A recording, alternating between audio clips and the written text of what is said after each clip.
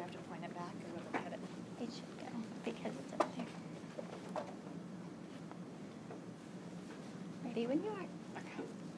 Hi, my name is Tony Warren. My husband Josh and I own Warren Cleaning and Restoration. We are out of Big Stone Gap, Virginia, and have been in operation since November 2013. We do carpet cleaning and disaster restoration, which means if you have any damage from flood, fire, storm damage, or mold, we would come in. We could fix the problem, clean up the damage, repair the damage, and do full repairs to get the home or commercial space back into fully operational order. We have been, like I said, in business for 2 years, been doing very well. Would like to kind of make sure we're not just busy and in fact growing. So through this we need and would like to do some expansion. First and foremost, we want to bring on some staff in-house. We are in the process of hiring our first field technician. They would be one of the first 3 people we wanted to hire.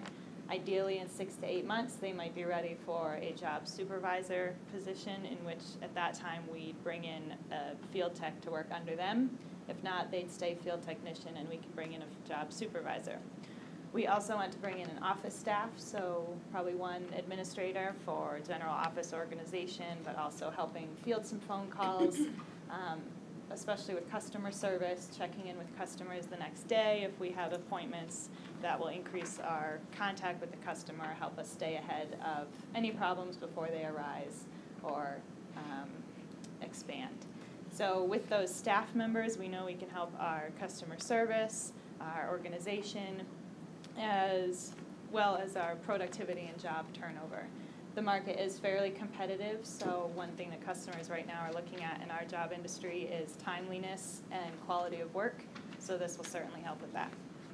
We also would like to move into our own warehouse and office space. We're currently sharing our office area with a family's office. They have a construction company who we actually use for some of our trade work and other subcontract labor. If we have our own space, we'd like about 2,000 to 3,000 square feet, office, reception, bathroom, warehouse. That would allow us to have better organization of our equipment. Even just that can allow us to get onto jobs quicker and start putting into place regular policies, procedures that can be carried on throughout. And once that's established and proven, we actually would like to open a second office in North Carolina by the end of 2016. So like I said, there is some competition and of course competitors in our market. So why Warren Cleaning and Restoration? We are family and locally owned. My husband is born and raised in Big Stone Gap, Virginia, so that's how we landed there. He's always been involved in the community, he's familiar with people in the community, and they are with him. So we were able to network from there, and we'd like to personally and on the business level remain involved in the community. We use local vendors, mom-and-pop shops like us as often as we can, and want to get even more involved in the community through our expansion by starting to host 2 annual events, one for our vendors and their families, kind of as an appreciation and continued to help each other, and then one just for the general community, maybe like a summer cookout with bounce house for kids, something fun like that to get the community together and involved. We also quickly learned that one of our competitive edges wasn't even necessarily strategized, but we go to these rural mountain areas that a lot of other companies apparently don't. Our first job landed in our lap when no one else was available to go to a small rural town out in the mountains. So that's another niche that we're able to serve. My husband and I are perfectionists. We have very high standards of ourselves, of our staff, of our work. So strategically, the company name is our name. So that helps us stay on market trend, keep up with our certifications, and make sure we're implementing cutting-edge processes. We would like to grow steadily and stably. We've seen a lot of companies get too big too fast and not be able to maintain it. So we've started outsourcing delegating certain things to outside professionals. Once we have staff, we'll be able to delegate smaller tasks to them so that our time is most effectively spent. So we're not floundering with things we're not necessarily great at. We can focus on the things we are really good at. One of the things we first started to outsource was we did a rehaul on our website. We hired someone to help us not only with the site design, but the SEO, so we can start coming up higher on Google searches and implementing that recent technology. In the process, we realized we wanted to change up our image a little now that we have the resources and the funds to do so. So we're changing our logo, our vehicle wraps from the top to the blue and gray Warren. We believe it's a little cleaner, more professional, and should help us with some brand recognition moving forward. There's always the question of demand, if we're able to serve a niche market and if there is demand for our services. I used to do apartment management, and we would tell people when they asked how the area was that crime knows no address. Now we can say the same for disasters. In the last 5 years or so, weather has gotten a little more extreme, things like Hurricane Sandy, the floods in South Carolina right now, and even in our area, the last 2 winters have been noticeably worse than in previous years. So there's always that need. We, again, like I said, are able to service more rural mountain areas that a lot of other companies can't, and of course do prove difficulties, parking trailers, equipment, dumpsters, things like that, but we are able to make it work. Again, my husband's from here and very familiar with navigating those areas. Proof of our need and demand is the numbers from our last 2 years. Like I said, we've been very blessed to do as well as we have so far. From today, in comparison to this time last year, our revenue has increased 119%, and our profit even more so. That number's off just a little bit. It's about 280%. So we know starting off that may not be a realistic growth to maintain, but our goal is 25% growth next year in 2016, which we firmly believe we can achieve, and then about 15% through 2017 and continuing to expand from there. So in conclusion, we are in a growing and expanding phase. We'd like to bring in some staff to help keep that marketing and competitive edge of timeliness, superior quality of work, superior customer service, presenting our company how we like to present ourselves, and maintaining our higher standards. We'd like to also move into the new office area. One of the main things that's going to do, which we want to start incorporating soon, is getting into even more specialized niche. We'd like to be the go-to people for contents cleaning. That could even open the door for other disaster restoration companies, potential competitors, to subcontract us for that. That requires a certain amount of space, a certain amount of equipment, which I touch on in the business plan on how and when we will accumulate those. So thank you for your time. I look forward to answering your questions. I have a question. What is your actual revenue and profit? Are you able to say? Yeah. Year to date this year, we're at 608,000. Our goal, and we look on target to be about 750,000 by the end of the year. And profit is about 68. And what is it? 200,000. Right now, we're at about 40% of the. And then what is it that you're seeking? I mean, with your presentation, are you seeking investment? And if you are seeking investors or you're seeking loans, what are the terms of your offering? Well, I first did the first part of this competition back in April, and I didn't even realize it was a competition. I just wanted to further my knowledge. I don't think of myself as an entrepreneur. That was my husband, so I wanted to use any resources I could. And then because of that, I qualified for this competition, and we, of course, can use those funds for the expansion methods I mentioned, but we're not, if we weren't to win any of the awards here, we wouldn't really be seeking further investment at this point. This presentation wouldn't be geared towards an investors to make an investment. It's really more to talk about your business. Yeah, not at this time. Okay. Based on our projections and all, we're with the opportunity of winning the $20,000. Yeah. We haven't had the opportunity to look at your business plan, but how much of the, assuming you win, or assuming you're going to grow, I guess I should say, what kind of cost are you looking at for equipment, for the additional equipment that you're talking about? For the contents cleaning, that would probably be more of a 3-year plan. the next few years, we'd like to put about 10% of our income back into more equipment, but for the structural drying, just so we can handle more, continue taking on large commercial jobs simultaneously. We are fairly stable right now. We can handle what we have, but as we grow, we want to keep putting more back into our equipment, making sure everything's new, up to date, and like I said, we can handle more at once. What makes your company different from the other carpet and restoration company, maybe just carpet cleaning at this point? We focus more on the disaster restoration. Us, we have the connection with the community. We are locally owned and operated, especially this time. We don't foresee franchising or losing too much touch with our expectations. We've seen we feel like the industry is getting a bad name, where we work with insurance companies or storm chase, or people see a lot of people in this industry as fire truck chasers.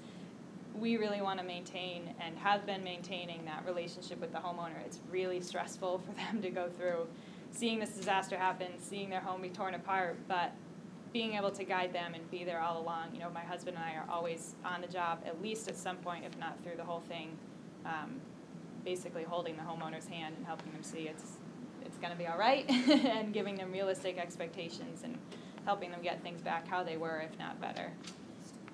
How about contracting? Have you pursued government contract work with SBA? We will be. We haven't yet. I'm majority owner, so I've been working with Tim Blankenbeckler through the SBDA at Mountain Empire. Being what percent? What percentage? 60%. Good. So he's helping guide me towards how to get SWAM certified and applying for the government contracts, which we'd really like to incorporate. That would be important to you to get connected with that electronic system. What about your key indicators? Do you get together, your team is your husband, I take it, Mm-hmm. in running the business, but how often do you sit down and talk about, you know, where the company is going, strategy, looking at your financials with your accountant? Do you have somebody that does your books for you? We have an accountant. We have a business consultant. Right now, monthly, at least with them. We will always continue to do at least quarterly, but right now in this growth stage, we'll be doing monthly, probably even more frequently with Tim, since we've started working with him recently. And he and I tend to end up once a week, at least once every other week, and talking short-term, long-term goals, making sure we're on the same page. We're able to work in the same office together, so when we are in the office, we're continually making sure we're on the same page with jobs and everything. And just one more question. Your challenge, what keeps you up late at night? What do you worry about? What's hard? The physical cash flow itself. Since most of our work is directly with the insurance companies, our accounts receivable is typically 60 days out or so. We know it's coming, which is a comfort, but having to plan accordingly to always keep a cushion so we can basically finance jobs. And it hasn't been as seasonal as we initially thought it might, but bringing on the staff through the seasonality and, you know, keeping them fully occupied and stable. If you're dealing through the insurance companies, I presume mostly, I don't know, what kind of a marketing program do you have? A lot of face-to-face. It's me, door-to-door. I've created our own marketing materials and speak face-to-face to them, tell them very similar things as we are now, you know, why they should give us a chance. And that has opened doors to relationships with adjusters. They initially liked that we would go where other contractors haven't. Now they like that we're smaller, local family-owned. They prefer to give the work to us for that reason, and they like our standards and quality of work. We're very responsive. My husband's very good at the estimate writing, which they appreciate. It makes their job easier when we can hand them a thorough estimate and scope of work.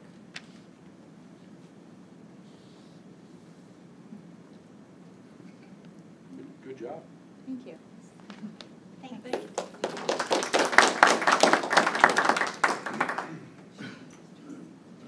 And then Robin, before we go on to the next presentation, I just want to make sure I understand the criteria. Could I just have a minute and Yeah, ask about that outside? Why don't you come on down here in case there's questions about finances? Why don't you come on down here in case there's questions about finances? I know. You have to do all of it for you. No, I don't think so.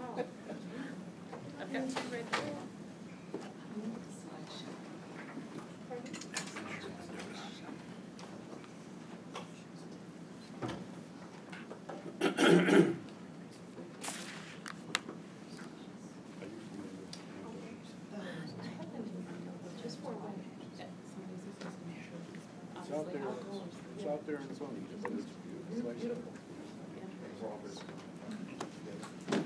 So this is, Venture business. This is my baby.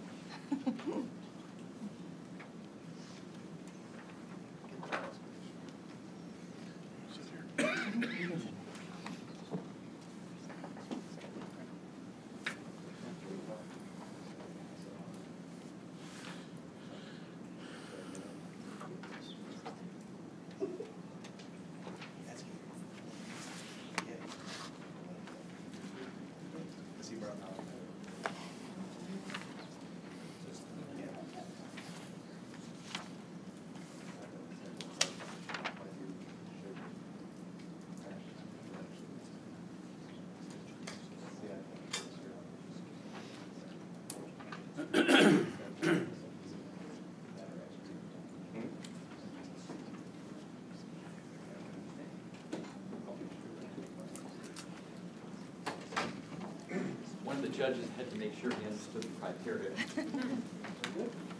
We ready? And will we have just a minute to get organized between each? Oh. Just tell me when.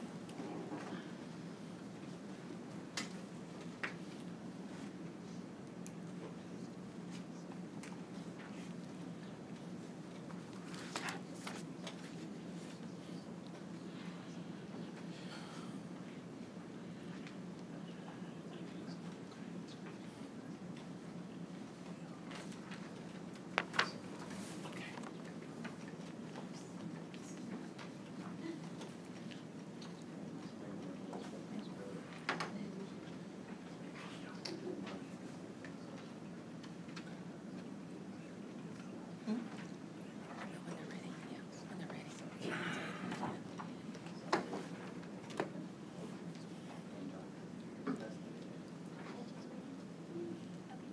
All right, Eva. Ready? Okay, the hardest thing for me, y'all, the group that's here, is going to be to stay put. But my name is Eva, and my husband Michael and I are the owners of Adventure Mendota. We do kayaking and tubing on the North Fork of the Holston River in Mendota, Virginia. And Mendota, Virginia is an important component here because I pitched earlier in the year, and one of the judges looked at me and said, "That's a long ways out there. Do you think anybody will come?" And it was a hard question for me, but it was a fair question, but I did not know the answer. And so I hoped that they would come. I prayed that they would come. I thought I had a good product, but I didn't know. But part of the reason I was so excited to pitch here tonight is I can tell you they will come because we opened on May 9th, and between May 9th and September 8th, 2,627 guests made the trip out to Mendota to kayak and tube with my husband and I. wow. So, the thing about this is, while Mendota is in the middle of nowhere, it's important for you all as judges to understand it is 45 minutes from everywhere in the Tri-Cities geographic map. So we were able to draw those people in. Where did most of them come from? Here I am walking away, sorry. Bristol, Kingsport, Abingdon, and then we had a whole bunch of other people who brought their money into Southwest Virginia from a total of 33 states, the District of Columbia, and 2 provinces in Canada. So Adventure Mendota had a lot of visitors this summer. You want to know the numbers. That's going to be important. What did we do? Well, on watercraft rentals, you'll see my numbers are a little different than my visitors because we have tandems and we have single kayaks. But on watercraft rentals, we sent 1,288 inner tubes down the North Fork. They brought us $11,808. We sent 1,086 kayaks down the North Fork, and they brought us $32,735. So, 2,374 watercraft went down the North Fork of the Holston this summer. We want to expand. So, when we were thinking about how we wanted to expand and when we were entering this contest and talking about it, the thing that we centered on was to do what we were doing and do it well. Keep our expansion simple. So what we're going to do is we're going to keep kayaking and keep tubing, but we're going to do a lot more of it. We brought all those people into Mendota with a 5-day work week. We're going to expand to 7 days. We're going to add a new upriver kayak route. Our daily kayak river trips, we're going to increase them from 4 to 5. I'm sorry, did you say you're gonna add a new upriver route? Upriver route. Okay, Mhm. okay. So right now, we have one downriver route, and we just cycle them.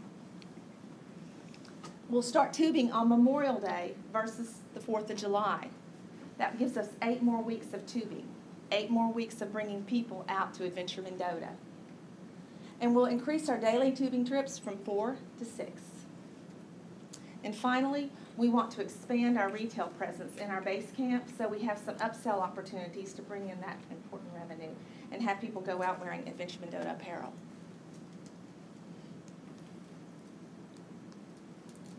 So what will that mean? Well, expansion means more revenue and more employees. One of the things that Mike and I, when we talked about this business, we wanted to give opportunities to college-bound youth. There's Neff Gardner and Will Gobble. Neff's he's a freshman at JMU this semester. Will's a freshman at East Tennessee State University. We'll be able to add more jobs for those folks. If you've ever lived out in the country, you know how important it is to find a job. There's just not anything. And at Mendota, we're 11 miles from a gas station and 17 miles from a grocery store. So, here's what we had in 2015. We handled all those people with a kayak team and then later a tubing team and Mike, and then me working on the weekends.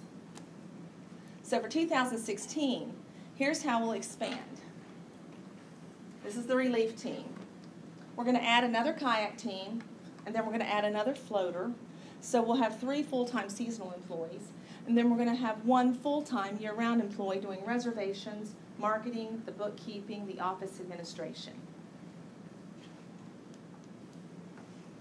If we're fortunate to be awarded this grant, here's what we'd like to do with it. 1 additional customer transport vehicle, 1 additional kayak trailer, additional kayaks, tubes, and related equipment. We started the business year with 12 kayaks. We ended with 40. We still need a few more. Additional retail promotional apparel to help us spread the word about Adventure Mendota. We need to make some small improvements to our launch and exit sites. And this is the strangest one you'll probably hear. We need to add another bathroom because we brought all those 2,600 plus people and we have 1 bathroom. And there is no store, there is no infrastructure where you could run down to a public restroom. We have 1 bathroom. So you can tell how important that is. That's where we launch. She's up there throwing her tube. So, for the bankers, you're going to want to know about cash flow. And I've got some information that we'll hand out right after this. But basically, we expect to be at a break even in mid-2016. We think by September 2016, we will have our initial investment out of the business and still have a balance of cash at about $8,000. So, you know, I'm asking you to get in the boat with me, or get in the kayak with me, bring dollars into Southwest Virginia. That's what we do at Adventure Mendota.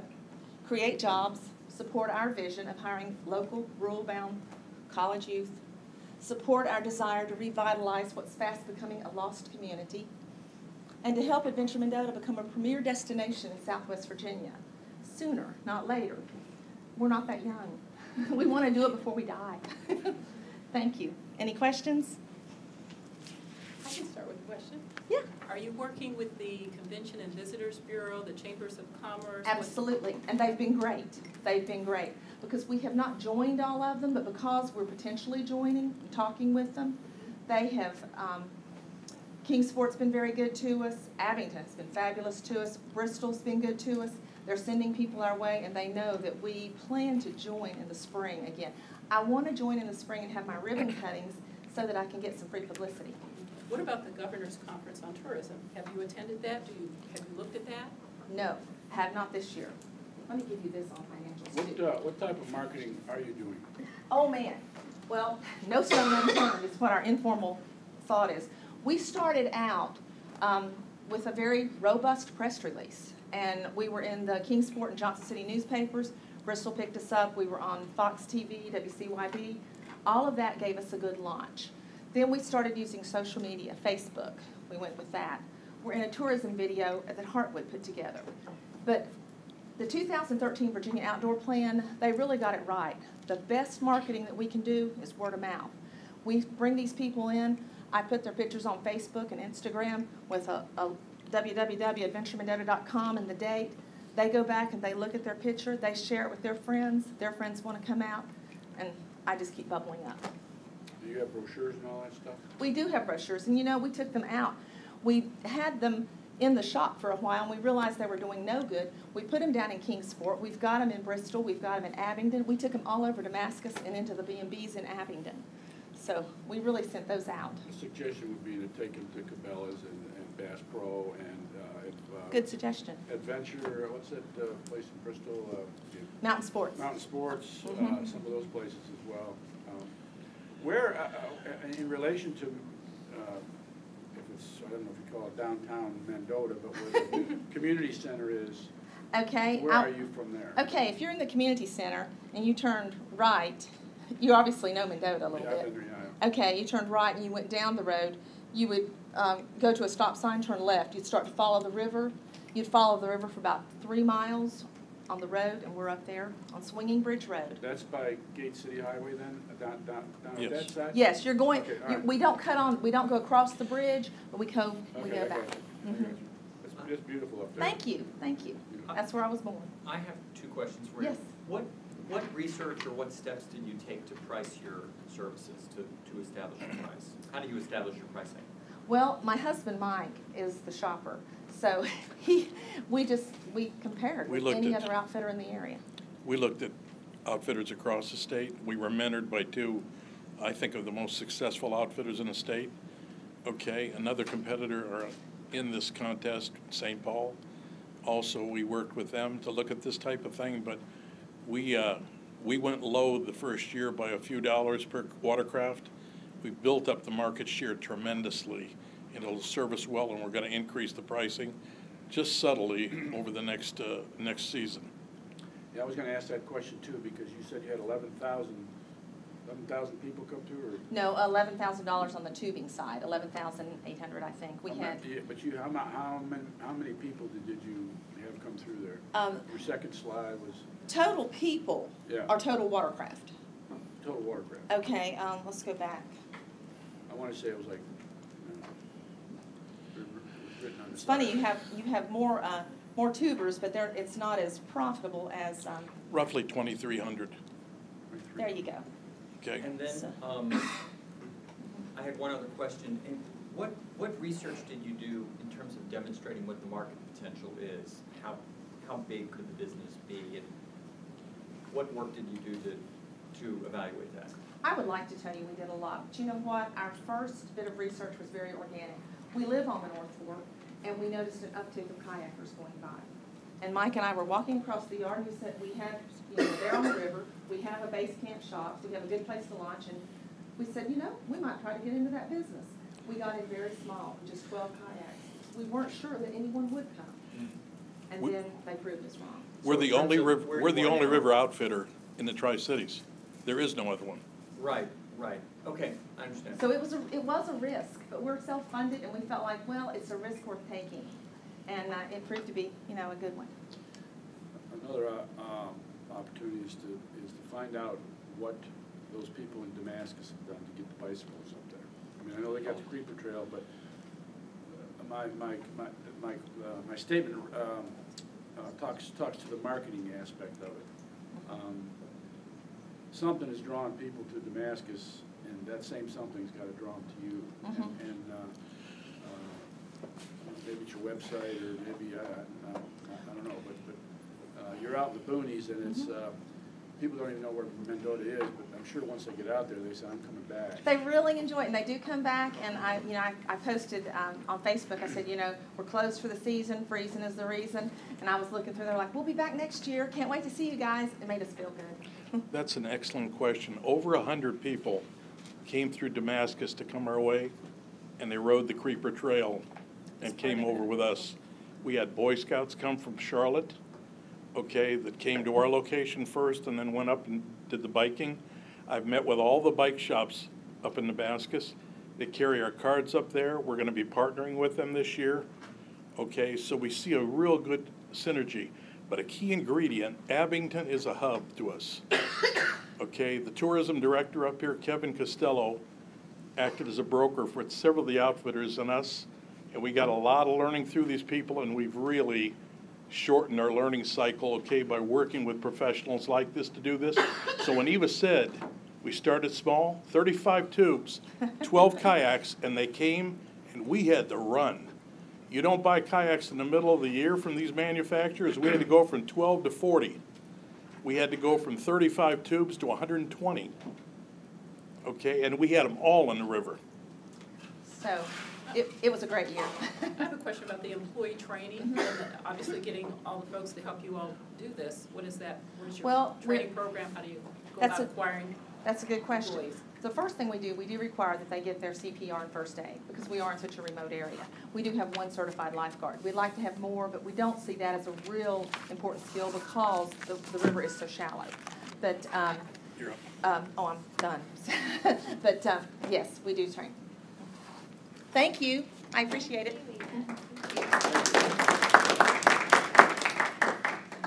We'll give you some time, and Mike, if you want to go ahead and get ready. Eva's last name was? Buell. It's Bowley, Bowley. roly-poly Michael Bowley, B-E-A-U-L-E. Oh, she has to.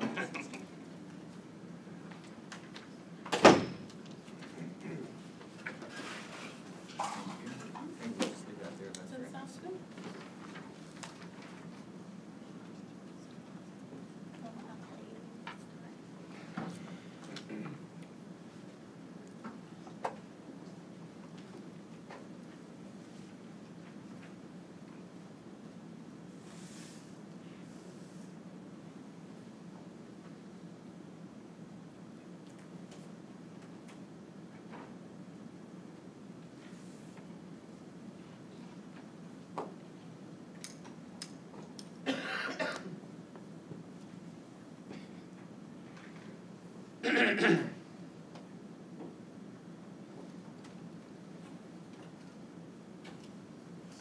you say Tommy,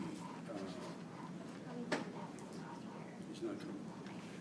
And next we have Mike Wright, which this is actually Mike Edwards. Mike Wright is the one who accepted a job in Japan, and he has attended all of the sessions until pitch night. So Mike Edwards, who is another competitor, agreed to give his presentation. Not in this room, though. Yeah, Downstairs. nice. So if you want to run down after I'm done, you'll hear my pitch down there. So you're pitching your own company and you're pitching this other person? Right. You're awesome. But because we are a business to business and work together with each other, it fits perfectly in what this whole program was set up to champion. Okay. So I get the opportunity to present the Kohi Cafe. So if anybody wants a good cup of coffee after you've had a good evening meal here, come on down to the Kohi Cafe. And I wish we would have brought some with us because it's awesome. Kohi Cafe is a nice cafe that is the traditional cafe of the past. It's a place where it's low-key, you can walk into it, and I should probably push the buttons here so we can figure out what's going on. It's a one-of-a-kind cafe. It's the old type of cafe that you go to and you sit down and you can feel very comfortable at. And it's located in Marion, right down Main Street. Easy to find, easy in, easy out, as I say, with some of the other businesses that we have in Marion. It's owned and run by Michael and Laura Wright. Michael's in Japan now. Laura's right over here. So any questions you have, there she is, right there. Any questions, we can work with Laura. As you can see, they've qualified or they're applying for many of the certifications that you need for women-owned minorities and other items that would be a benefit to help an organization like that grow in a small town such as Marion. It fills the void of the original coffee shops in the market area. There are no original coffee shops in the market area. What you think of when you think of a coffee shop in Marion is you might think of going to Hardee's, or you might go to McDonald's, or you might go to the Two Sisters, which is another restaurant that's right across the street. but the good old coffee house of the past, that's what they represent, and it's a great place to go. And the biggest tagline they've got is they provide quality products at a working man's price. Go in and get a good cup of coffee. You don't have to pay $7.95 for an expensive cup of coffee, and you can sit there and you can enjoy life as you should. As they have been looking for their goals, their current goal, as many of us, is through steady increase in cash flow in order to make the company grow. And the other one for the long term is to expand, open a second location, and that's what they're trying to work on as they take a look towards expansion. Now, it's part of the hot beverage market, and the hot beverage market is expanding. It's exploding out there. And in order for Cohi Cafe to become more competitive in the local market area, they have various opportunities to expand. They've been approached by the Wayne Henderson School of Music College that has opened up there to open up a coffee kiosk. They would like to get into the business, lunchroom breaks, coffee breaks, items of that to deliver the coffee out, because there's missing a whole area there. When you go into a coffee room at a local shop or wherever you're working, you know that coffee's not the best stuff. They've got the best stuff. Taking a look further on, they got into the catering business initially, but they really didn't have a lot of people walking through the door saying, could you cater for us, because coffee was their main interest. They want to work more into that area as well. And we take a look then, so what they're needing is the influx to take care of the kiosks that they're looking at, the deli services, and the deli products that they put out are very, very good. I can attest to it. Catering, and then another main cafe. That's what Cohi Cafe is about as they expand. But as they expand, they need to bring on more people. Doing what we're talking about, what they're trying to do tonight, with the limited staff they have, they're running all the time. You go into the cafe there, you get to sit down on the couch, have your cup of coffee, but watch Laura run. Watch her two daughters run through the business and try to make sure that everybody coming through that door has that good feeling of wanting to come back and be part of the growth of downtown Marion. They also need equipment. When they first entered the cafe business, they bought the equipment they needed to get the business started. But as they grow, as the potential for other areas within the cafe grew, the equipment that they were using is getting tired. And they need that additional funding in order to take care of the growth process there. Administrative, they take care of the bookkeeping services, working QuickBooks Online, and they have the kiosks, and they have to take a look at the lease cost of a kiosk as they would develop a business plan to tell exactly how they're going to spend that money.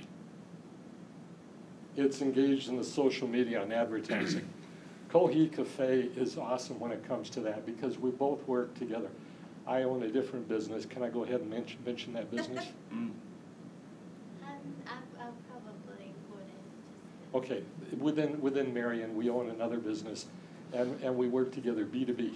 They've understood that concept. When the Appalachian hikers come off the trail, they come to the Cohi Cafe. They come there because they get the free drop service for their stuff. That's one of the big things. I'll move to that side so you can see. Feel like one of the referees in baseball. You got to be aware of the second baseman. They're listed in the AT guides, and they serve as a free supply drop. They're also big into motorcycles, as we all are in Marion. Motorcycling, touring in the Marion area is a big item. The motorcycle riders stop there when they want to have a cup of coffee. They want to have a donut, and on Tuesdays, it's two-for-one donuts, so stop by, because I got great donuts. We continue on, but social media and TripAdvisor and Yelp are their big items that they use, and they capitalize upon that. There's their competition. We all know the Irish restaurant there, McDonald's. We know Hardee's. Hardee's caters to the older people. And then we know the last one, the Two Sisters Cafe, the new kids on the block there in Marion. And they compete very favorably. And people come over and say, we want that fresh cup of coffee. And I would invite you for that fresh cup of coffee at the Cohi Cafe. That's the Cohi Cafe. Thank you. Any questions? How many employees at the Coheed Cafe? It's just myself and my 2 daughters, Okay, right now. okay. And you mentioned that you're using social media. Yes, How- very Do you know how heavily. many likes you have on Facebook or We any of have those about numbers? 470 likes on Facebook. How many? 470. 470? How much does a cup of coffee cost? $1.75 for 12 ounce. And what research did you do to establish pricing? The coffee that we get from Dark Hollow is local company from Sugar Grove. And what we get from them, we know how many cups to make from each ground that we do. And then that's how he broke down the prices that way. Is there a way you can increase the sales in your current location without expanding? Probably not. Yeah. Because the building that we're in, they're going to be expanding, or doing the construction upstairs to make apartments. So we're thinking we're going to probably lose more business than getting in, because their construction is going to last about 7 months. Can you tell us about the competition that you have in your market? I think only competition we have now is maybe Two Sisters. across the street, they just opened up a new cafe. That's about the only one, I think, in town. Right, and if I can speak to it too, is there's a difference between knowing coffee and serving coffee. They know coffee and they know how to serve coffee. And they work with a local roaster that knows the coffee for the area.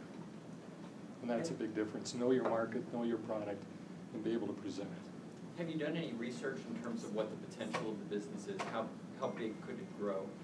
My husband did most of all this research, and he just left on Saturday to go to Japan, so. How much business do you get from the college up there? We have Emory Henry students that come in, and then Wayne Henderson students Right. on regular basis. They have their own mugs hanging on the walls. And that's a unique feature too. It welcomes everybody in, grab your mug and go have a cup. Like the breweries. Yes, And they sit for hours on their computers doing homework. yeah. And as the school increases, so will their volume. That's why in the current location, they do need to expand.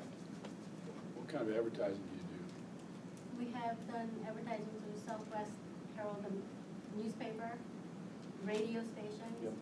Those are about the 2 that we've done so far. And my husband does Yelp and TripAdvisor, Instagram. I think he was going to do Snapchat, but I think my daughter's going to take over that one. Okay. Did you tell us your sales volume? I have that in here.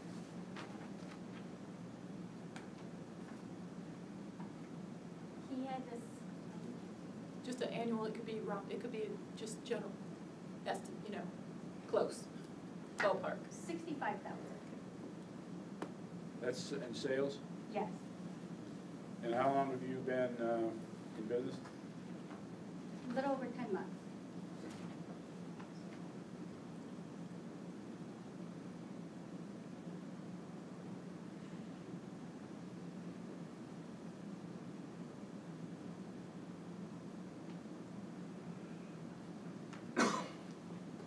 Judges have any more questions? All right, thank you. Thank you.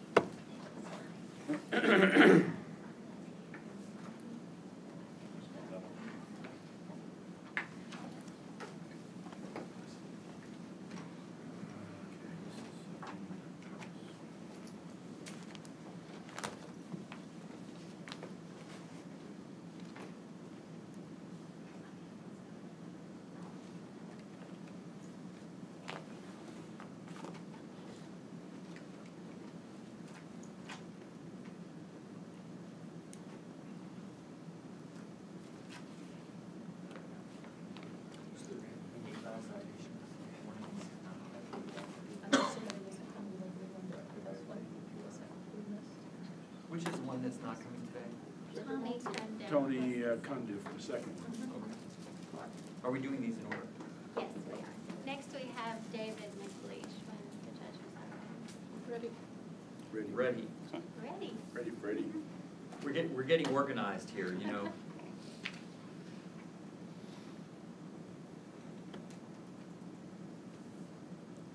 Hey, my name's David McLeish. I own Dreamland Alpacas and Farm Store in Middleview, Virginia with my wife Debbie. We started our business in 2007 with 6 alpacas. We currently have 60. We've opened a farm store on our property. Our products are either handmade or we contribute fiber to a co-op that are made in the U.S. It's U.S. fiber combined to make things in the U.S. We've been in the paper 6 times between Bristol Herald Courier and Washington County News. We've been on the TV.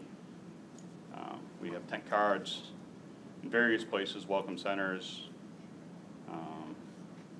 all around town. Here's some pictures of the store.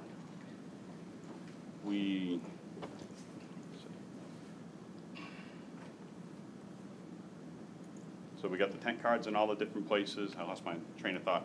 So our expansion, we get a lot of people that come to the farm that really like the fact that when they come and purchase an item, they can see that the item is made from, you'll see the color dialog, is the name of the animal that it came from. So they get to pick an item they like, go out to the field, meet the animal, get their picture taken with it. So they like that aspect of it. Some of the items that we get from a co-op, you can see it made in the U.S. Our expansion, we get a lot of people that have come and they want to learn how to make some of these things. So they want to learn how to weave on a peg loom, or crochet, or weave on a triangle loom. And this is also needle felting. So it's different classes that we want to add and teach people, which will increase our sales of our products. So they'll be buying the raw products to make their items, or they may come back and get gifts for somebody else. So we're looking to add a 16 by 20 addition to our store. We're going to finish that off. We're going to use it for product manufacture as well as classes. We do a lot of school trips. We get schools from all the local. I've had some from Bristol, Virginia, Tennessee, and all the other local schools in the area. They come out, they get the kids get to meet the animals. We teach them how things are made. So we want to have an area that we can do that as well.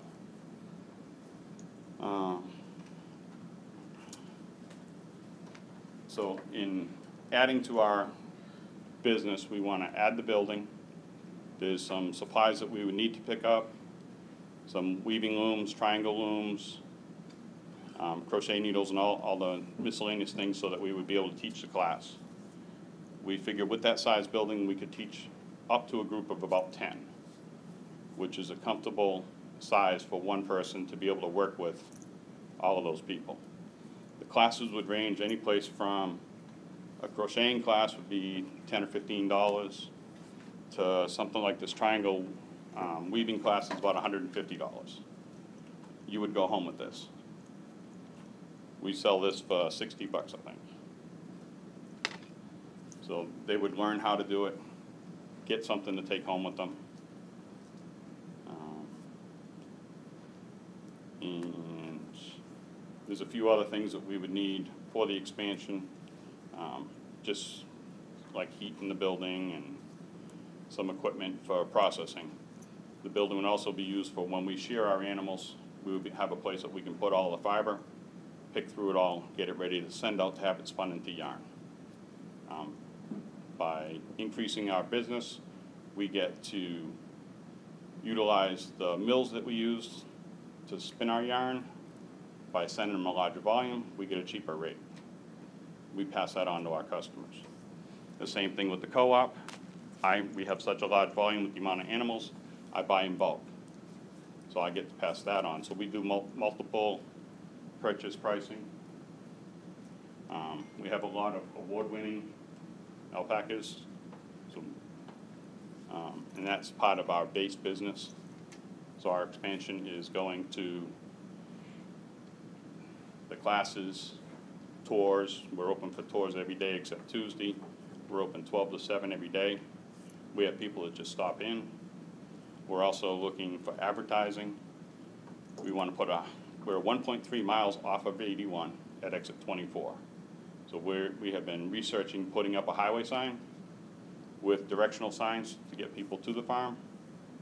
We have tent cards that we have out there, like I had said, that have a map on the back that bring people right to us. And we get a lot of people that come in with those.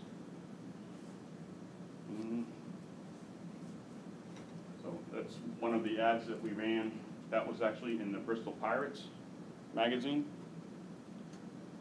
It's one of our t-shirts. I think that's about everything I have. Do you have any questions? How many acres is your ranch? We have 10 acres. You can keep 6 to 8 alpacas on 1 acre.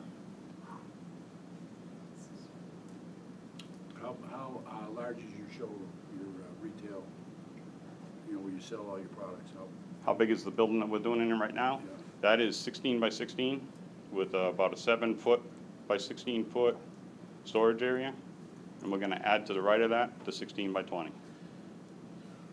So you said 6 to 8 animals per acre. Per And you acre. have 10 acres. Yep. So you're getting to be limited by, The only thing that it would change is we would be feeding more hay.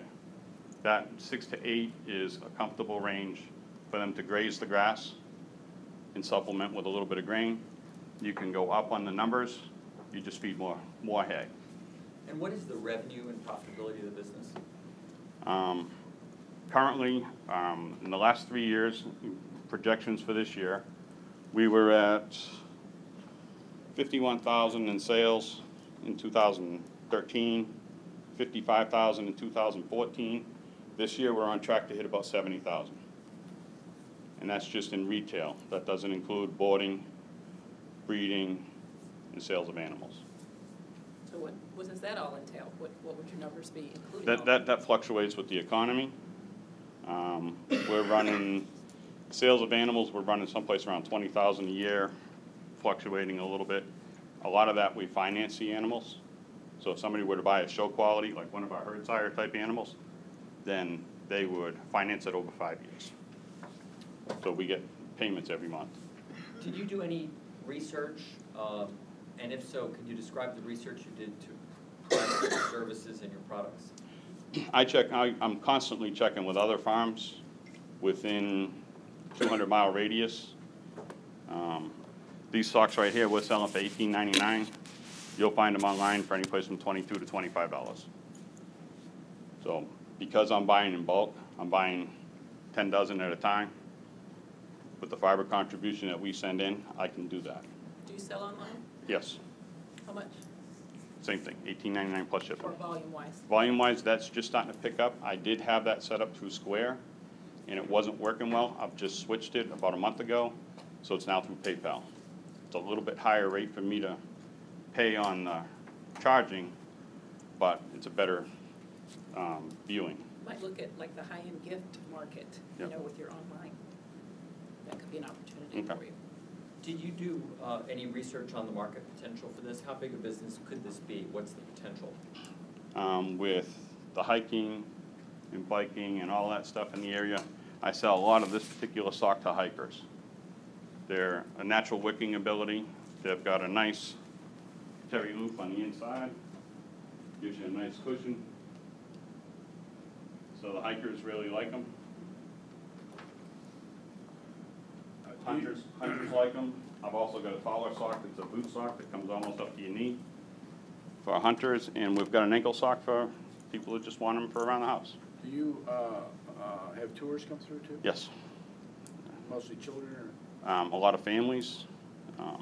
Is there a fee for that? No, we don't charge for them to come through. We do have a donation box on the front of the store. Most people that come and visit the farm make a purchase in the store. Where do you make the most money? Is it the retail piece? Is it the group activity? Is In it? 2012, it was the breeding and the sales of animals. And it's slowly shifting, and that's something that I saw in the industry from the beginning. As you get more alpaca farms in the areas, the breeding side is gonna slow down, and the sales of animals will slow down, but the retail side is picking up drastically. So I've been trying to stay ahead of that.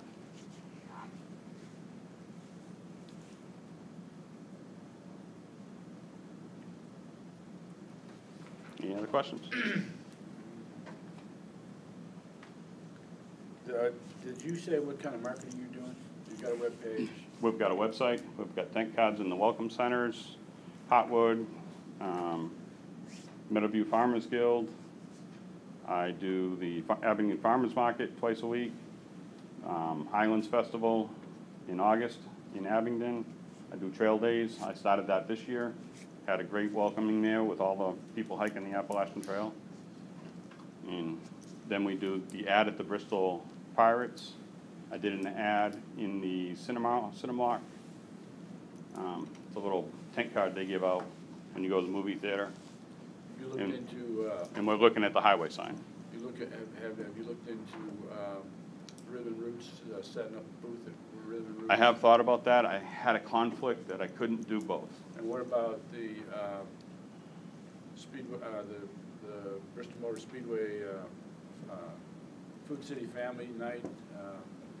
Yep. Same kind of thing, set Right. up a booth and Yep, those are all ones I I've. don't know what those costs. Yeah. We did do Mistletoe Market a couple of years ago. We had a good review there. There's a conflict with the same type of vendor, so. They used to have one of those up here too, didn't they, up in Abington in the rec center there? Yep. Combs? So is this product from your farm? Yes. This is made of, but the things like the socks you resell? These socks are, we send fiber to the co-op, and then the I co-op see. combines it with US Farms, makes them, and then I order them from them. But that is fiber from our animals that has been spun by a mill in Gallatin, Tennessee, and then sent back to us. Boy, alpacas are soft. Yeah. Yeah, I don't know the name of the organizations, but I know there's a couple of organizations in Abington, the sustainability type things, or using the local people to do certain things. Are you connected with any of that stuff? I do a lot with ASD, Appalachian Sustainable Development. Okay. We actually have a business card ad in their food guide. Okay. I just, last Friday, went to 2 schools in Bristol, Virginia with 2 alpacas. They had done a farm to school training with the schools, and they wanted to meet a farmer. So we brought 2 alpacas down and talked to 450 kids in about a 3-hour span. What about exporting? I don't know, alpacas and exporting. what those There's been a trends couple are. of people that have done it, and there's a lot of logistics in that, quarantine and all that. Okay, time's up. Thank you. Thank you.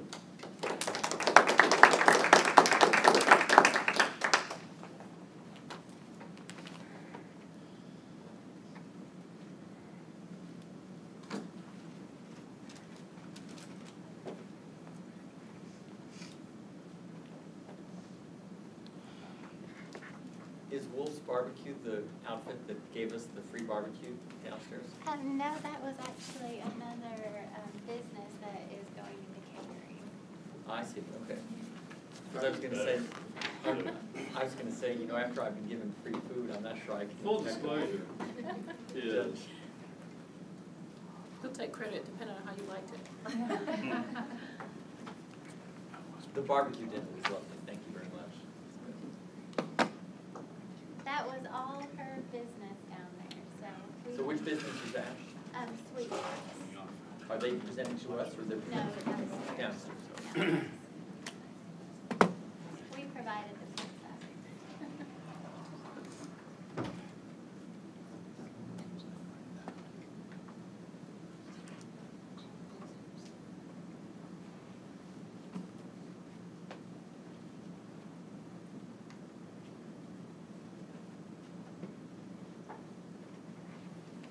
take my own platform, sorry.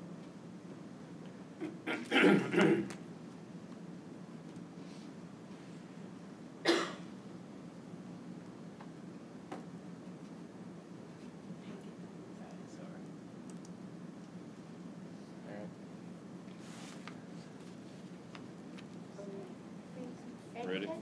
We're ready. And then do you guys need to be in the presentation zone here?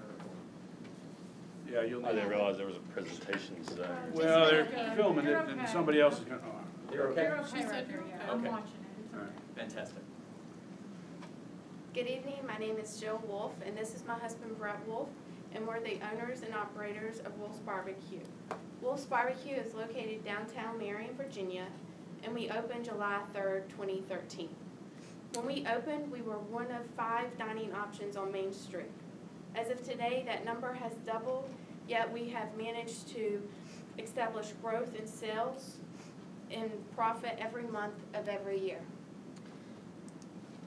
So based on customer feedback and other towns wanting Wolf's Barbecue in their area, we realized that we need to feed more people, more barbecue, in more locations. So what is the solution? For Wolf's Barbecue to go mobile with Wolf's Texas Barbecue Bandwagon. Our business model has 5 key principles. The first one is make food people love. After 2 years of business, we realized that people are willing to pay for good quality barbecue.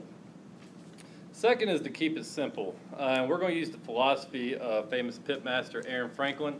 We're going to learn one thing. We're going to do it well. Nobody's going to care if the only thing on our menu is brisket, ribs, and sausage, as long as it's good. But they will always remember that one thing that we haven't quite mastered yet. Third, quality is king. We use all natural, humanely raised meats. Our beef is all prime grade Black Angus, and our pork product is a heritage breed Duroc product. All of our meats are smoked fresh daily. We're also going to maintain limited hours. We only plan to operate it Tuesday through Saturday, 11 until we sell out. That should be approximately 3 to 4 hours a day. Biggest reason for this is the long cook process and to keep the product as fresh as possible. The last one is know our customers.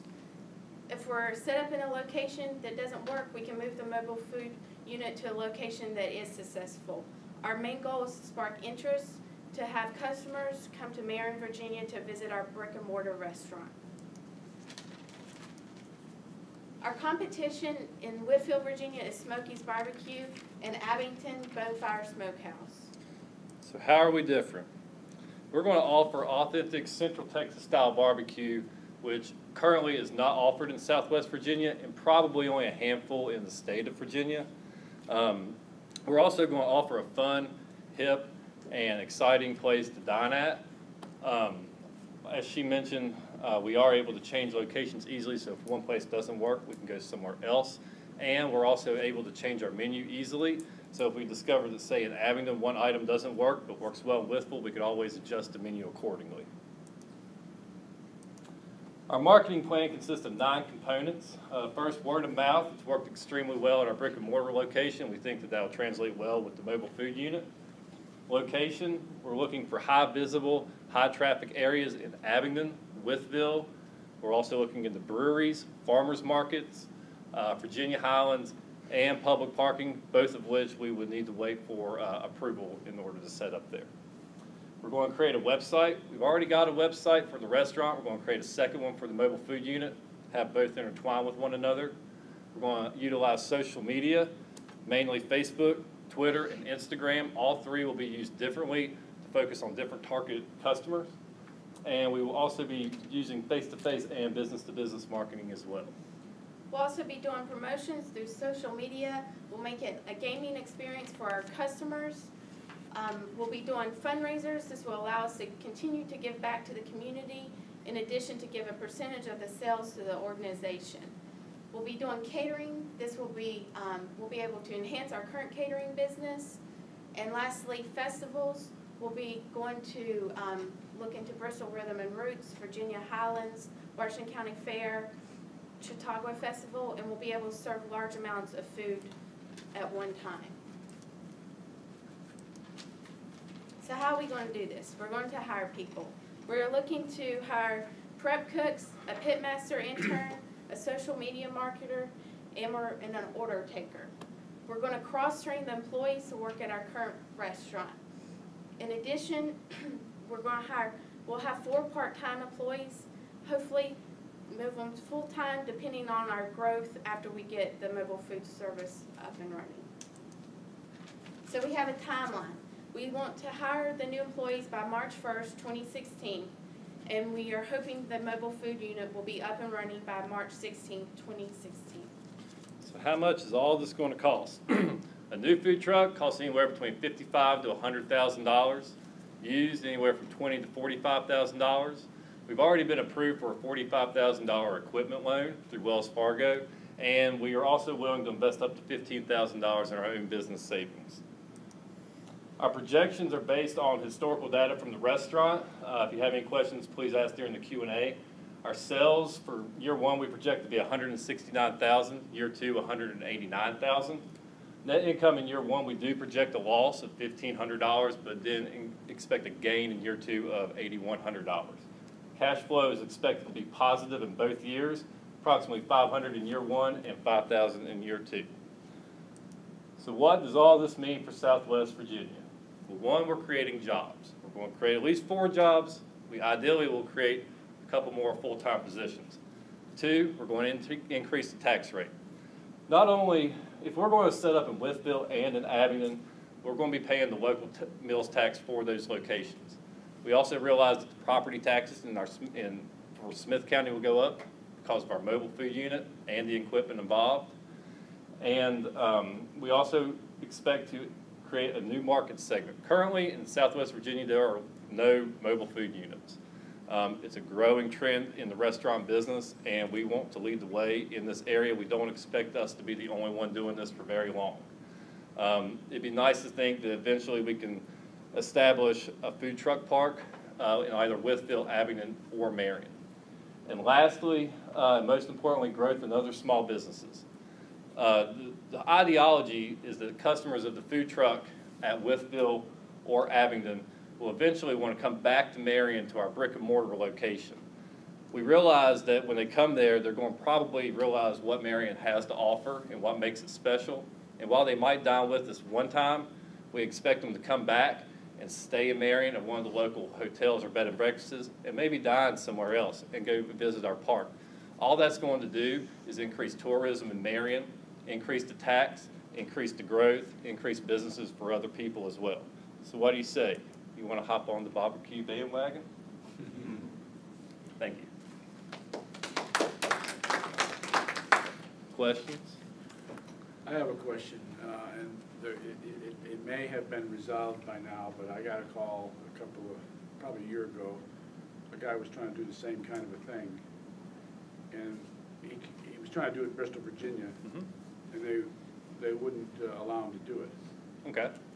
So the question I have is, are you sure that the local communities are going to clear having mobile food trucks operating? In Wytheville, it's a $250 fee a year, as long as we are on property that is zoned for that.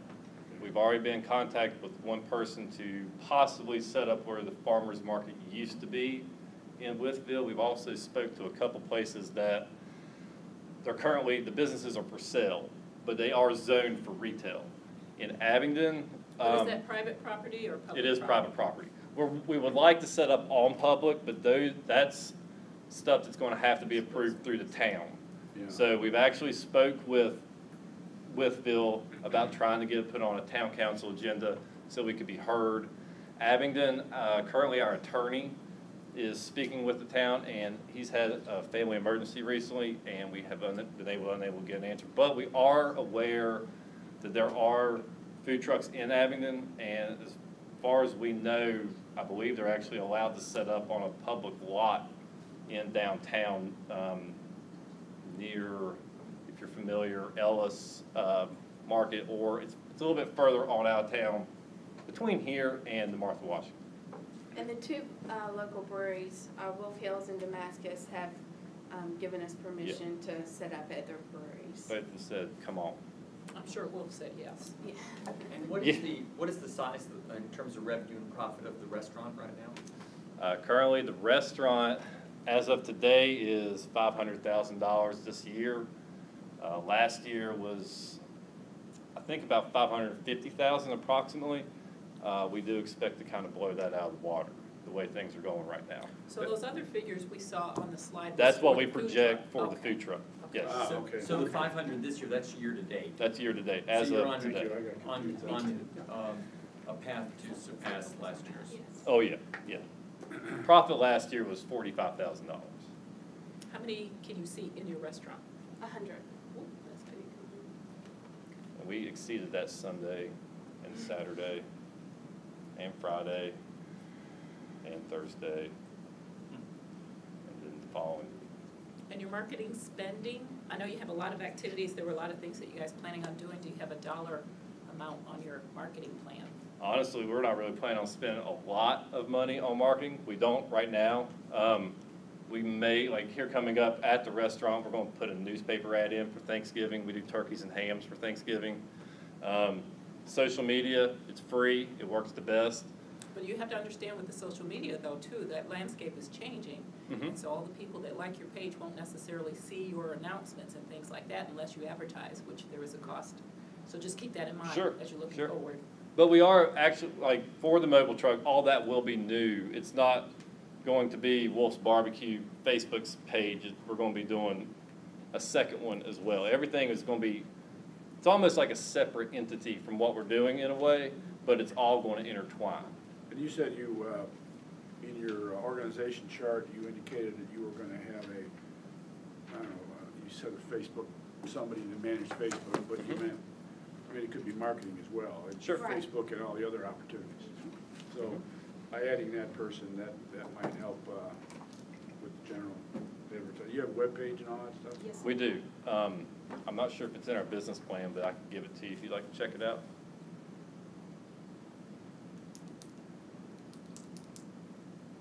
I have a question about HIP. All right. You said it was gonna be a HIP place. Yeah. What does that mean? I mean, this is gonna be awesome. If you're familiar with Withfield downtown and where the farmer's market currently is, it's kind of gated off. And we will be mimicking a lot of what's really happening in like Austin, Texas right now, where we are mobile, but it's gonna be kind of like a standalone if this works out in Withfield. But where it's almost gonna be like a restaurant there, but we plan on having like live music, like yard long games like cornhole.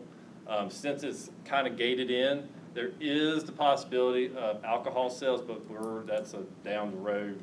I'm not dealing with that headache right now type of thing. So, you know, part of the fun of going to a food truck is not only the food, but the experience. You know, it's something neat, something creative, something new. You know, you feel like you're in on something that other people might not know about yet. So that's kind of the scheme that we're going with right now. But we are planning on doing live music in some of the places that we set up. Just like we have a guy who works at the restaurant. He said he'd just come and start playing, you know. So you go to a brewery, you don't even have to deal with that. No, exactly, yeah. Yeah. And in time, ideally, and this is something that we have not spoke with the breweries about yet, but if we do set up, I would entertain the idea of, say, actually smoking grain to cross-promote, so they could do like smoked porters and smoked beers like that, and help us get our name on that label when they're serving it as well. I feel like Wolf Hills will be very responsive to it. Wolf Hills, Wolf's Barbecue.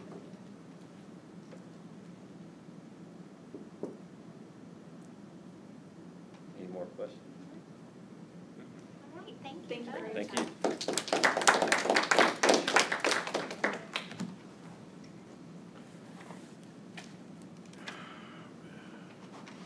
Got Randall Mullins next. I'll get out of it.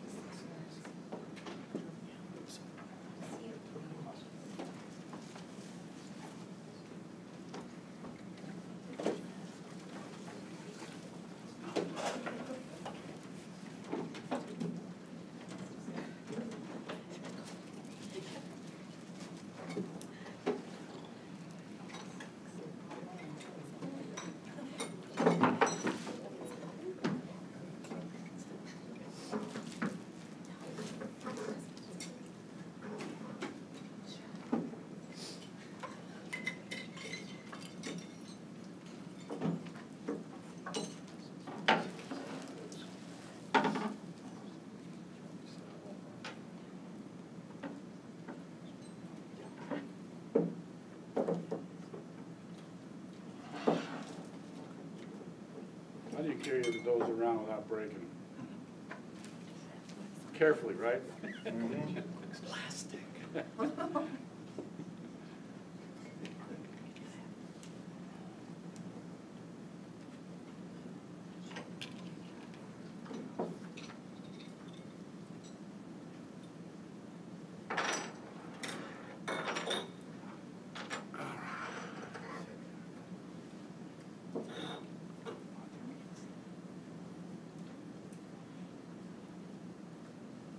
Hello friends, my name is Randall Mullins, and I'm the owner-operator of Down to Earth Academy. I did not get into this business because I chose to. I got into this business because it chose me. I began tutoring at the age of 15, teaching at the age of 20, and every time I've tried other businesses, such as I've worked as an electrician, as a roofer, as a surveyor, as a geophysicist, I always get sucked back into education. I love it. It's a calling. Go ahead and move on to services offered, please. There's very little competition for private tutoring and homeschool instruction in the area. There is a Bristol co-op. There's a few co-ops in the area that do homeschool instruction. It's very difficult to find any subjects above the algebra level. Everybody else comes to me. I've worked for those fellas, and well, I kind of outgrew them. So any of the higher sciences and maths and any English above high school level competition, there's really, high school composition, there's no competition out there, period. The only other private tutoring that's available other than the occasional Craigslist tutor is Sylvan Learning Center. And if you want anything above 5th grade level math, you have to travel all the way to Kingsport to get that. As you can see, we serve all maths, all physics, astronomy, all the major sciences, reading, writing. I've had students all the way up to the master's, even doctoral level, especially online college students that have no other type of support available.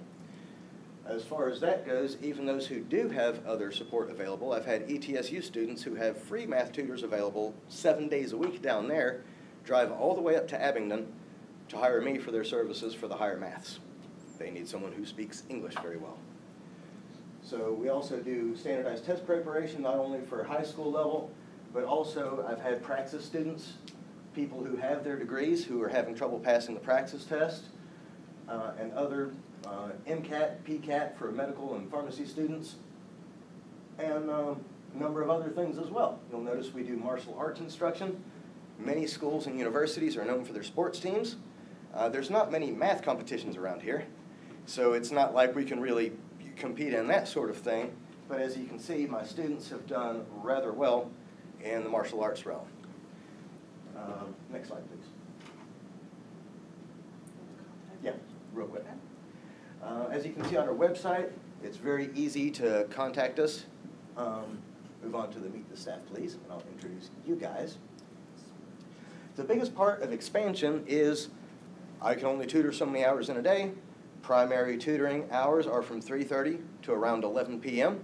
There has only been one of me, and that's why I've been needing to hire some other folks. These are a couple of my new hires. Go ahead and scroll down a little bit. Tom McMullen here in the suit and tie. Tell us a little bit about you. Hey, greetings, folks. My name's Thomas McMullen. I've taught for 17 years at Virginia Airmont College until it actually died last year. I'd love to teach biology, astronomy, earth sciences, kind of a science generalist, I guess you'd say. Anatomy and physiology? Anatomy and physiology, that's probably going to bring a lot of students too. I've actually taken courses at the Quillen College of Medicine down off of ETSU. I've also got Shelley Van Camp, who is my younger person specialist. She teaches all subjects K through 6. Scrolling down to Michael here. Michael, if you could. I'm Michael Hofius. I was born and raised in Central America in a trilingual family, a multicultural family. I was educated in Guatemala, excuse me, bilingually, English and Spanish. I deviated from that, using that for a while as a woodworker for 28 years, and due to infirmities, I went back to using my bilingual skills. For 14 years now, I've been doing one-on-one, long-term substitution, and other situations as a Spanish instructor. I've also been doing a lot of ESL work, English as a second language work, through the Bristol, Virginia Public Schools, although that particular aspect is now terminated. I'm looking forward to working through Randall.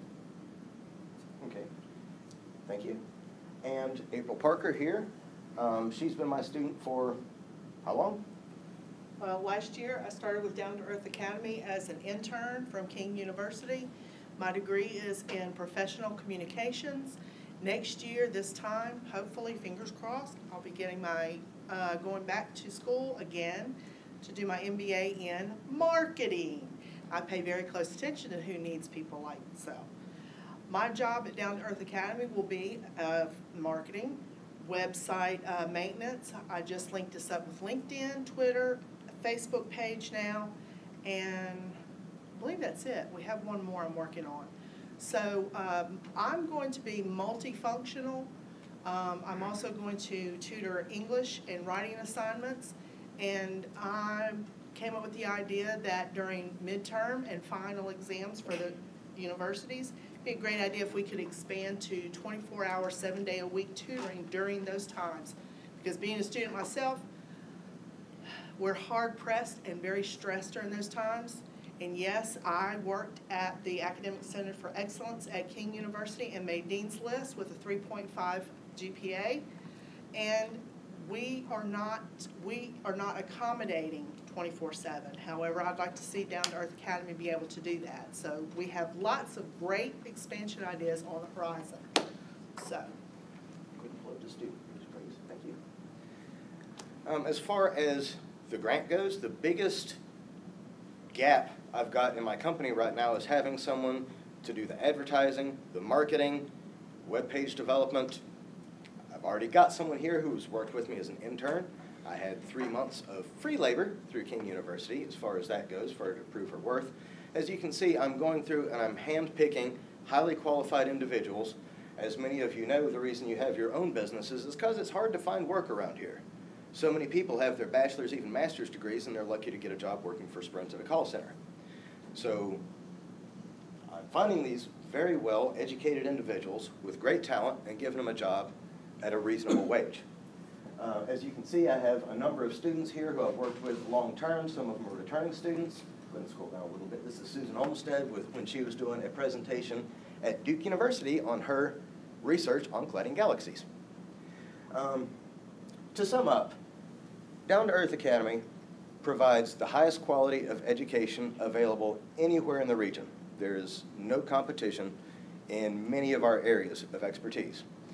Also, if you look at somewhere like Sylvan Learning Center that has basically the same rates, except you have to pay $45 to $75 just to begin, where you get no product, they pay their tutors $8.50 an hour.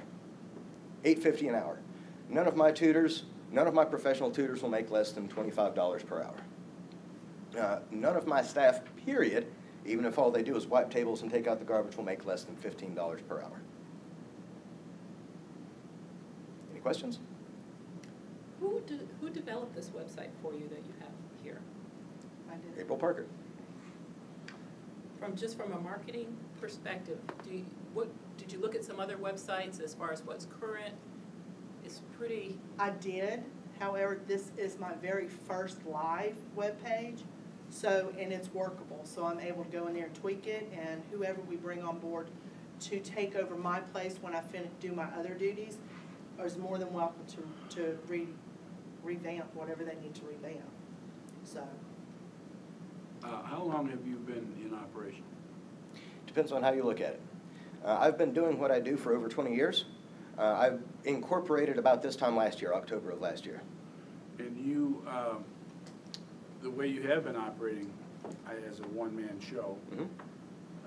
You do the tutoring at someone's house or some location, but it's not a brick and mortar place where they come to you like Salt. Up until recently, that's been the case. When I did the last competition, I did home visits and I worked primarily at the Bristol Public Library. Since then, I've come up with an arrangement with Western Masters Martial Arts where I also teach for them. And I've been able to rent out their building 3 days a week $275 a month. That includes utilities, that includes insurance, that includes male and female restrooms. They're very clean and nice. It's a 1,000 square foot building, and I have basically unlimited access 3 days a week there. And that, where's that located? That's in Abingdon, Virginia. It is on Main Street in Abingdon, right across the street, almost across the street from People Incorporated, just slightly on the Bristol side, before the airport. And what is the revenue of the business, the trailing revenue for last year, when you were a one-person business? Last year, when it was just me, it ranged from $2,000 to $3,000 per month. And then, in terms of the potential that you have to keep your new employees busy, do you have market research on how big the market is, or do you have a good sense of the demand that exists? Well, what I found is that as far as school-age children in houses that are at least 3 times the poverty level, there's about 3,000 children in Washington County that fit into that demographic. However, I do have students who, I have one client whose mother donates plasma to be able to pay for my services. So they're not all wealthy people. Most of my clients are. Most of my clients are people whose student is ranked 1 through 5 in their high school, and they want to study 2 hours a night instead of 10. So I'm really catering to the high end. Are you all employees or part owner, or are you the sole owner? I'm the owner. My teachers are going to be contract employees, so they will be paid when I get paid. Okay. So I will set up students for these guys. I'll be paid by the clients, and that'll serve for their revenue. Is anybody being paid right now? Not right now, except for me. These guys, I hired Mike this week, and you, what, last week? Mm-hmm. Tom last week. And as far as the webpage design and such, I got that free from an intern, and just as soon as enough revenue comes in, I'm hoping to have her full-time. And within 1 to 2 years, I'm basing my operations off Champion Tutoring in Charlottesville. I worked for them about 15 years ago. They had a very different setup than Sylvan. Rather than charging $50 an hour and paying $8.50 or so, they charged $35 an hour 15 years ago, and were paying their tutors $15, $16 an hour. And I'm trying to have that same type of situation, paying my people well so that they'll stay with me, not try to compete with me. And could you repeat your question? Oh, you got it. How much, up until 2 weeks ago when you brought on these new people, how much work were you turning away? Well, only the people who couldn't pay for services.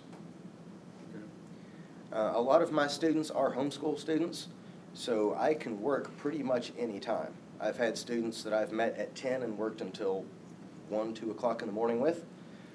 I have students that I meet at 8 o'clock in the morning.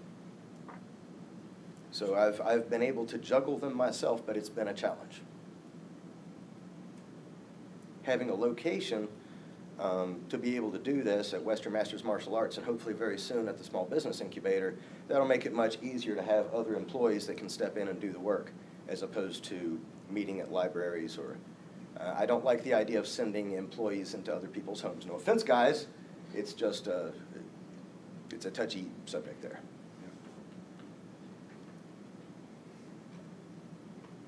Any more questions from the judges?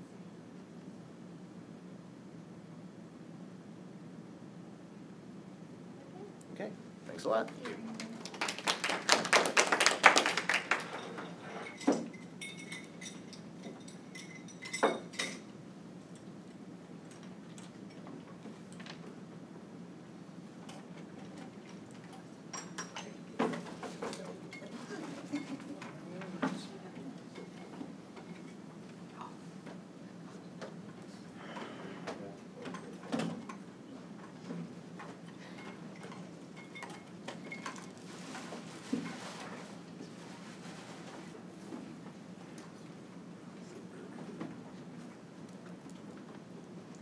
Up next, we have Danielle White.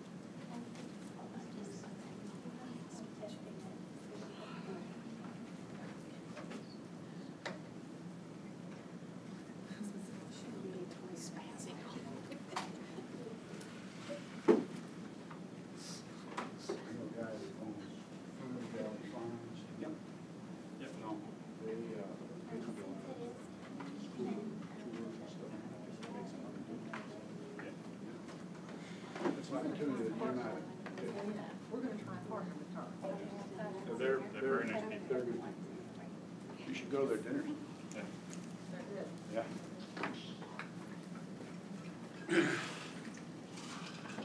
All right, gluten-free. Are we ready?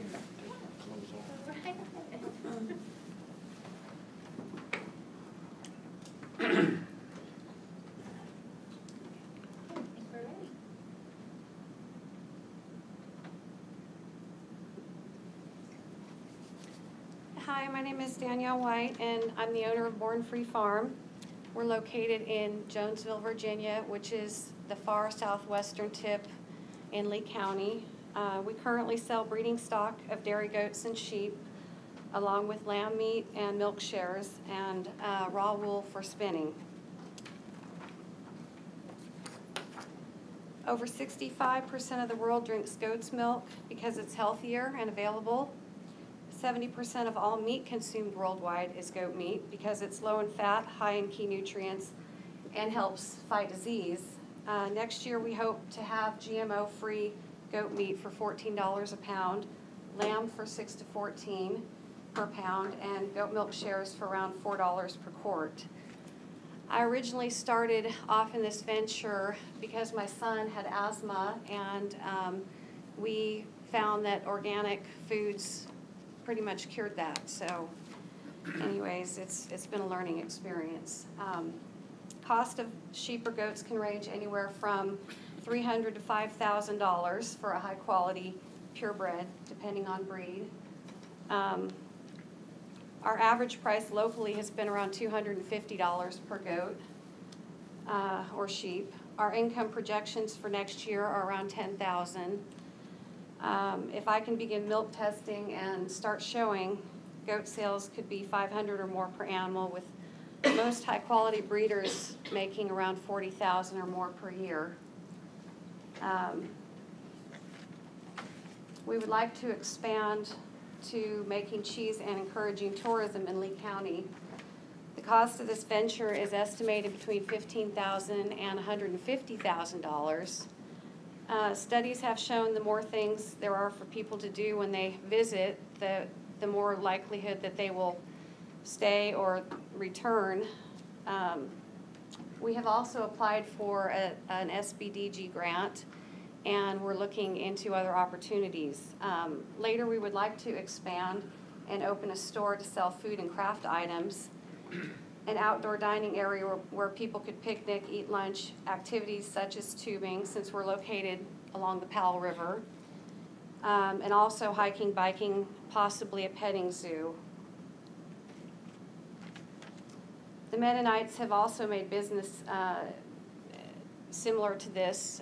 There's a store in Rose Hill, and they sell cheeses and also have a picnic area where people can eat lunch, and it's very popular.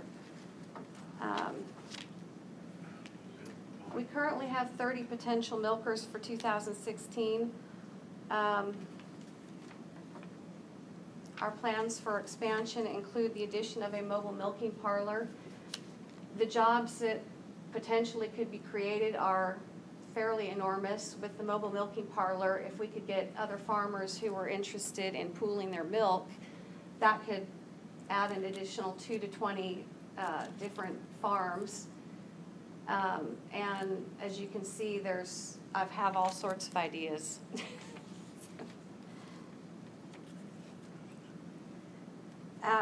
We also just recently had gotten an NRCS grant to build a high tunnel, which we also would be considered a value-added product in that growing organic vegetables.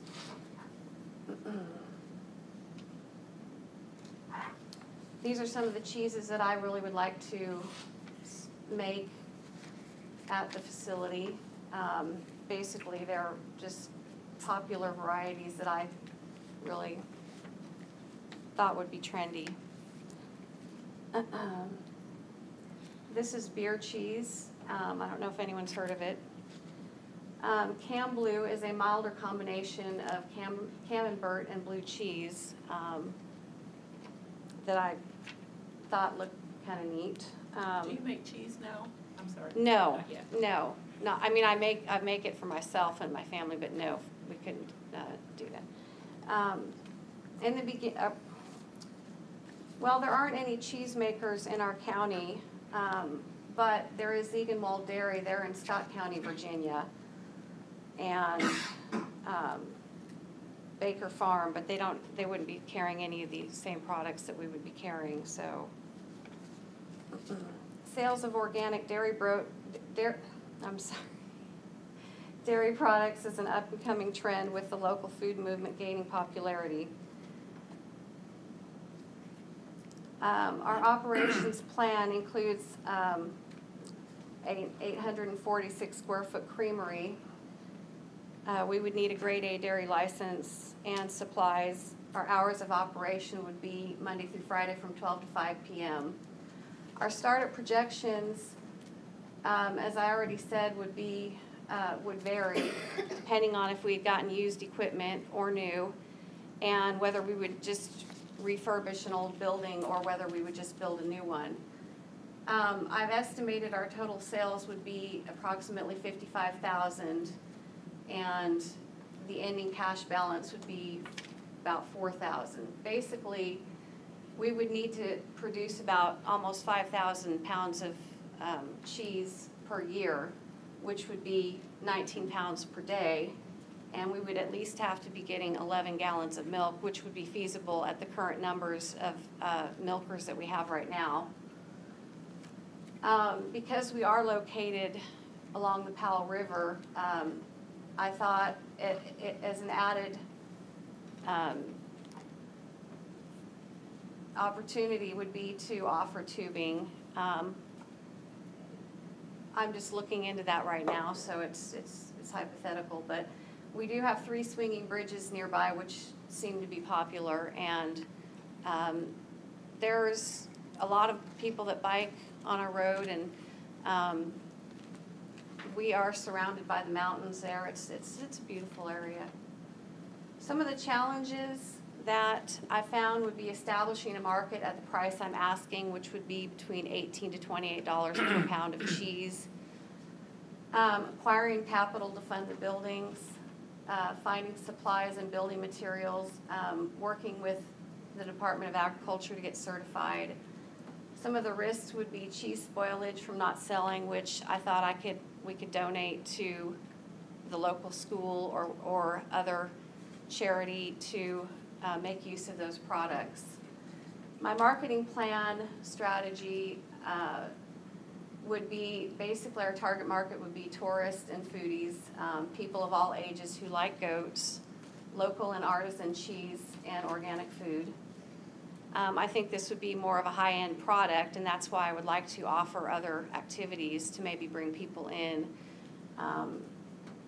Just get them to at least see what we can offer, or what we would have to offer. So that's where we stand currently.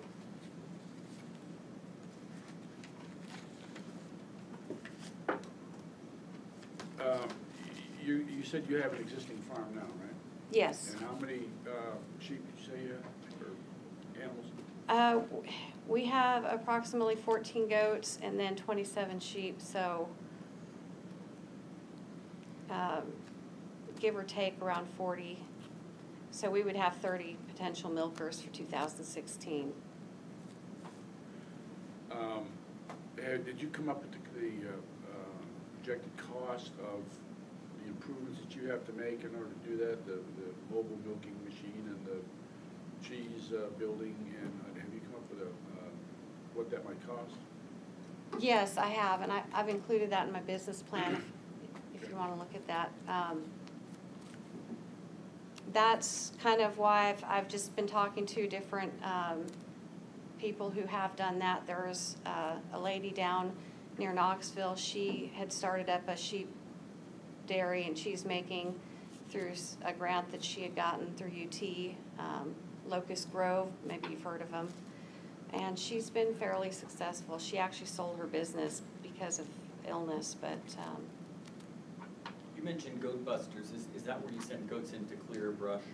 Yes. Have you done that?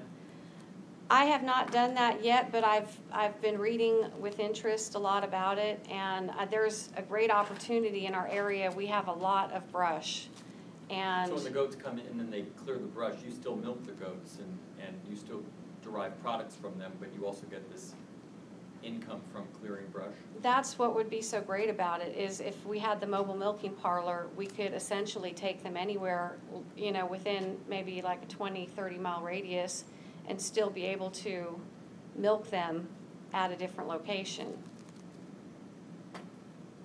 So, just a thought that I had. Who's your team? Who else are your partners, or who do you work with? Well, to be honest, I've been doing this by myself for a while now. My family they have their own activities. My older son, Brandon, he helps out when he can or when I need, you know, specific requirements. So I'm looking into right now interns, and that's what I was hoping with this funding would give me the opportunity to be able to do that. We have a lot of work on a farm, as you would think, and with kids in school and my husband working full-time. It's a lot of responsibility, so.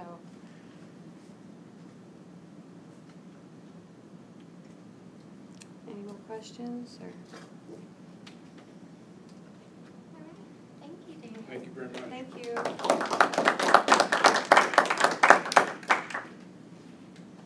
We have one more presentation this evening.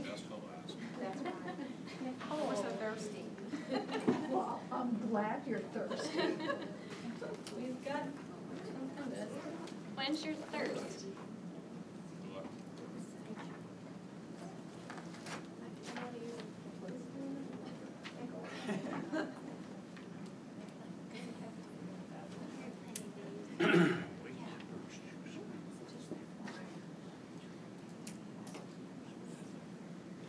And then if you wanted to use the lasers, so yeah, you can let me. I was gonna say, I would like some of that juice. Thank you. Oh, I don't know. Is bribing the judges? Flying I know. Flying us with juice. I know. I thought you might be thirsty. We do have some Thank for you. everyone, so don't worry. We did bring enough. If you do have an almond or nut allergy, the Orange Dream does have almond milk in it, so just to let you all know in case there's an allergy. Delicious. Otherwise, they're all vegetarian, gluten-free. And it's cold. Good. Okay, You ready? All right. Oops. Back. Hi, my name is Nicole Dyer. I own White Birch Juice here located in Abingdon. We're a juice and smoothie business that started just about 11 months ago. So we strive to provide the freshest and most nutrient-dense juice and smoothies possible. And we also offer juice cleanse kits, tonics, health shots, including wheatgrass, ginger, and juice popsicles we added to the mix as well. So those are some of our juice varieties that we offer. So just a little glimpse at sort of what we provide. We are the first and only juice bar in the region within about 150 miles. So we're the only place that provides fresh fruit juices, vegetable juices, and smoothies in the region. In terms of competition, in terms of something you might find that would compare to our juice in terms of it contains fruits or vegetables would be something in the grocery store. These are often stored anywhere from 6 to 12 months. The oxygen has been removed and then flavor packs added back in to add the nutrients back into the juice. So our juice is cold pressed, which means it has not been heated. It's raw, unpasteurized, and we don't add any sugars, any fillers, any water, any preservatives or thickening agents into the juice. So that would be our closest competition. And then in terms of smoothies, there are no smoothies in the region yet. So we're really excited to be the first and only juice bar in the region. So what makes this unique is that, like I said, the highest nutrient content possible in the cold pressed juice. So you're not heating the juice at all, you're leaving it raw and intact. All the enzymes are living. We also make it personal, so we put little quotes on our bottles, like you can see here, sort of inspirational quotes to get people through their day, a little pick-me-up, if you will. And then we do contests. If you have the winning quote on your bottle, then you might win a free juice for the day. We also offer cleanse kits. So these are, we like to call them juice feasts. They're a variety of different types of cleanses, but basically you drink juice, up to 8 bottles of juice per day, and it really gives your system a chance to reboot, to just kind of reset the whole digestive system. So that's one of our customizable options that we offer, and these are one-on-one consultations often. So we're really sitting down with the person and kind of giving them a more one-to-one consultation, something that's not offered in the region. We also source from local growers in the region and do some contract growing with some of the local growers right here in Abingdon, and then have grown some ourselves to ensure the most fresh nutrients possible. So this is just a glimpse at a juice feast. On average, it's about 25 pounds of produce per day that you're flooding your body with. So oftentimes it's difficult to get that many nutrients in your body. You might be sitting at the table for a while chomping on carrots trying to get that many carrots into your body. So we provide a convenient way for people on the go to get all of those nutrients in. So as we've seen in the market trends overall in the consumer markets, there's a demand that's pointing towards eating better, exercising, getting more of those fresh fruits and vegetables into your diet. People are realizing that what they put into their body makes them feel the way that they do on a day-to-day basis. Decreasing the amount of soda, refined foods that we're putting into our body. So with that being said, people are looking for that option for weight loss, that option to get away from prescription drugs. So our target markets are basically split into two. Our first being more of a preventative end. Women ages 20 to 40, generally looking to kind of maintain a balanced lifestyle. They might already be participating in exercise and eating well in general. And then more of our baby boomer population, where they're probably experiencing some average signs of aging, maybe high blood pressure, high cholesterol, and are currently taking prescription medications, maybe looking to get away from that, and maybe just sick and tired of feeling sick and tired. That's not my picture, but it sounds like me. So in terms of expansion, as we've grown in our location, we're functioning out of a small space currently. It's a 10 by 5 juice bar. I'll go into a little bit more detail, but as we've expanded and grown, we've... Oh, sorry, it's really loud. Is there a volume on here maybe?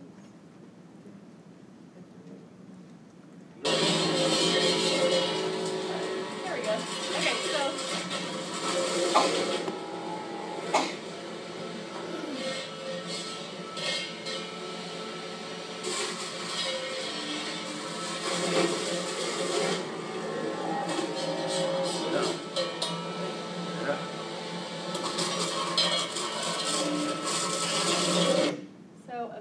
very abrupt opening entrance there. That is our cold pressed juicer that we made the investment for as we grew last year. This juicer has the ability to produce about 35 gallons an hour, and right now we're utilizing about 5% of its capacity. So this is the pressing part.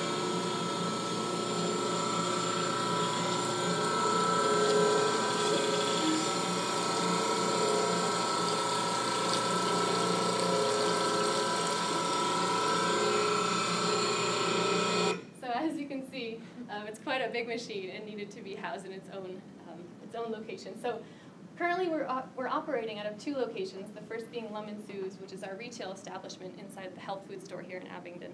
And then our second location is Ludovina's Italian Market, where our cold pressed juicer is housed and we do our production and all of our bottling. So we are currently running out of space, and we've been growing at a good rate since we opened about 11 months ago. And our revenue, we've increased by about 19% from the first to second half of the year and sold over 10,000 juices. So with that being said, we have come to the conclusion that the demand is present and people are seeking our product.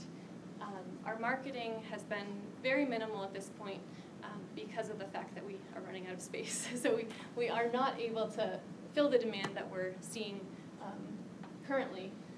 So with the projection at 20% growth rate, it seems we're able to see that we need to expand physically. So like I said, the small space Ludovina's and Lemon Sue's, our location in Ludovina's, we're lucky to be able to be in this location, but we don't always have the ability to, produce as much as we need to. So the expansion will be under one roof, and we will have all of our production and our staffing under this one roof. In terms of infrastructure, we'll be putting in a walk-in cooler, sinks, furniture, signage, and marketing, and it will be more of a community gathering place. That's what we're looking for, is to be able to bring community together, to bring people under one roof. We're all aiming towards living a better, healthier life. We offer our juice throughout this pod system, we call it. So we sell our juice within other businesses, and these are four of our community partners that we offer the juice through. So our aim is to increase those amount of pods, as we can't meet the demand currently. So we're looking for other ways to increase our revenue as well once we expand to the new location. So this means developing our online purchasing system, doing more workshops and community events, and expanding our product, our tonic line. So, yes, this is our tonic line and marketing plan. How much does one of these cost when you go to They range from $4.50 to $6, and the industry average is around anywhere from $8 to $12. So we're aiming to keep our product not only affordable, but available for everyone in the community. And there's about 2 pounds of fresh fruits and vegetables per bottle, so it gives you an idea. And you stated your financial performance in terms of units. What revenue did those 10,000 units produce? This year-to-date, approximately 90,000. Year-to-date? Yep, projected about 120 at the end of the year. How much do you charge per bottle? They're between $4.50 to $6 a bottle. I'm sorry, did you say you're projected this year 120,000? Mm-hmm. What indicators do you have to tell you that a standalone location is better than being in a health food store or other places? Mm-hmm. Right now, it's going back to the space issue. We currently can't produce more than we're at right now, so we don't have the ability to grow beyond our space currently, and we're not hitting the demand that we currently are faced with. We're not able to supply these pods. They're running out of juice on a day-to-day basis, and so there is the demand there in terms of selling more. We've had shipping inquiries, online purchasing, and the tonic line is another very promising line that we would be able to develop if we had the space. And you said you're really not doing much marketing because you're in an existing location. Mm-hmm. Just the traffic from the store keeps you busy. That and Facebook has been wonderful, and I've done a few other small things, but beyond that, it will be moving into a full-page ad with the Barter Theater next year, and we're working with the Barter Theater to offer a juicing program for Stephen Vess, who's going through it. He's battling cancer currently, so we're creating a program for people to purchase a juice for him, to donate a juice to pay it forward for him. So that will be a part of our marketing with Barter Theater and the other items. And so with your new location, you would be able to keep up with this volume or this demand? Yes, the cold press juicer, we're using about 5% of the cold press juicer's capabilities right now. So with the increased staff, the full-time marketing position and the full-time juicer, we'd be able to get closer towards reaching the 35-gallon an hour. And your location that you're going into, what are the nearby businesses? What is that near? It's right on Main Street. It's very central. There's a few restaurants. There's a few retail locations. Yeah, yep. It's just probably like 3 blocks from a yoga studio. So it's pretty centrally located. Did you do any research on your pricing? I did, yes, I did. What can you describe that? I visited several juice bars just in different cities across the country, and then a lot of online research, a lot of on other websites of other companies, and I wanted to create a price that was affordable but still profitable at the same time. And so that's what I did. What do you do with what's left after you get done pressing? Right now we raise pigs actually. So a portion of it goes to our pigs. My boyfriend has a food business. Oh, okay. Yeah, Whole Fed Pork is he has a food operation, and he makes breakfast sandwiches with breakfast sausage. So some of it is going there, some of it's being composted. Is that a labor of love, or is he paying you for that? It's a labor of love. They do sound Pig love. Wrong. Yeah. Wrong answer. They do sound like. That is an eventual. Oh, there's an It's opportunity. a site. Yeah, it is. They do sound like It's not happy too far pigs. off. I am Yeah. interested. I was very interested in that slide that showed all the raw ingredients that go into the juices. Mhm. So those things must be expensive. Are you able to produce your juices profitably, and how do you source your raw materials? Yeah, we source some locally, and those prices are the best from the local farmers. We are able to work together, and just they're wonderful in terms of pricing. I also work with a couple local distributors, but that's another issue that we're facing, is that I can't buy in the quantity that I need because we don't have the cold space, the walk-in fridge space to be able to buy in that quantity. So it's cutting into, it's making that an issue. So when you talk about revenue of $100,000 this year, is it profitable? Yes. What's your percentage profit? Year to date, It is probably 18,000. about 18,000 Year to date. Year to date. I don't see on the new positions, I don't see a safety representative, but you might start with hearing protection. You might just start with goggles. It's and goggles, yeah. Carrots, a couple If carrots. you're doing tomatoes, I don't think it's, it's. Yeah. Other questions? What about eventual commercialization? Eventually, how far have you thought about that, the future? Getting on the shelves at... We are not allowed to, raw juice it's prohibited to wholesale raw juice in grocery stores. So we couldn't be in a grocery store as our raw line. So that's where our tonic line comes into play, where these are much more shelf stable, up to 3 weeks shelf life. They're not technically raw, so we would be able to wholesale these, and that's part of our expansion plan, is to get into some of the stores. Have you had any conversations at all about that? Or? Yeah, I have. A couple of the local grocery stores here in Abingdon, small locally owned food country, and then Food City's interested as well, but we're still in the very beginning stages of that. But the functional beverage tonic industry it's 48% of the $118 billion beverage industry currently. So as you can see, there's definitely room for that. That would be a ways off in terms of your investment to get ready for that, right? I mean, you're not going to use that same machine to do the tonics, are you? It won't be. They won't be used with the machine. The machine is specifically for raw fruits and vegetables. So those would be more supplement herb, tonic, lime, tea based. I mean, all sorts of different. But you'd still have to have a whole there. other setup for that. It wouldn't be the same. I mean, you would have to have either another facility or a much larger facility. Right. That's why. Yep. We're So seeking that would be the. in terms of down the line, that sounds like it'd be a ways.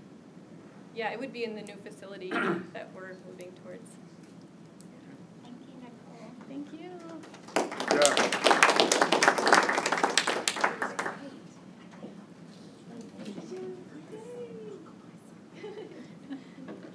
I have your clicker, sorry. Oh, that's Still there. Thank you. No, I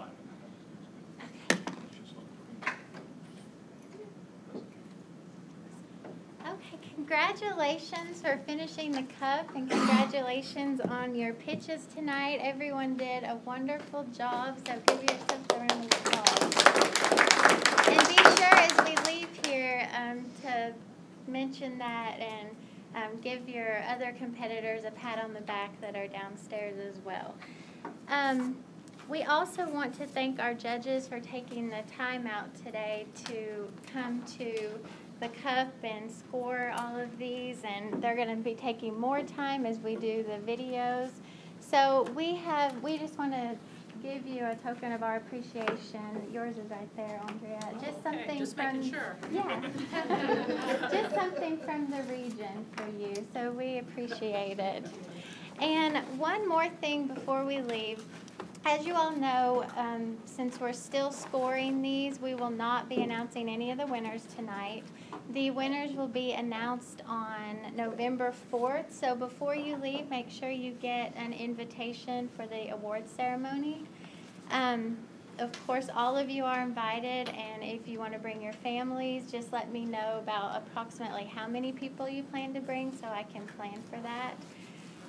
Other than that, everything will be announced on that day, and your business plans, if you can drop them off over here. If for some reason you did not bring your business plan, please make sure to give it to me electronically, as I will have to mail it or email it.